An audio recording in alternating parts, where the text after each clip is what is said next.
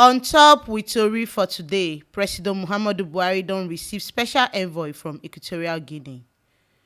Nigeria Presido receive special envoy wey be Minister of Mines and Hydrocarbon Gabriel Mbega Obianglima for State House Abuja as e come deliver the message wey im Presido send am on top the meeting wey head of state of government of gas exporting countries get as e be say na Equatorial Guinea na im dey host am. Presido Buhari come use dis visit opportunity to fit talk on top Naija gas matter. E tok say as Naija be ogbonge country for Africa on top gas production and number 6 for the world, the country dey produce gas pass oil. E come tok say e pain body say Naija no put body well for gas production matter. If to say dem follow the plans wey dem get for gas sector for 1970, Naija for don get 12 trains and no be 6 trains wey dem get.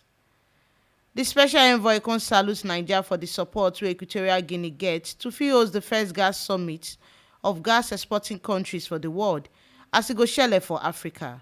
Presido and the special envoy come still talk on top the things wey Naija and Equatorial Guinea bin get on top resources and their location.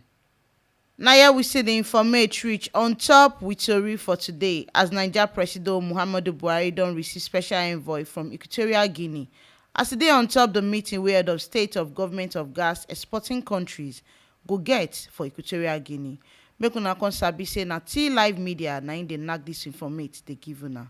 And for una to continue to dey get dis ogbonge and clear informate, make una no forget to like, comment and subscribe for we YouTube channel for T Live Media TV. Now fit still follow us enter Facebook, Instagram and Twitter for T Live Media.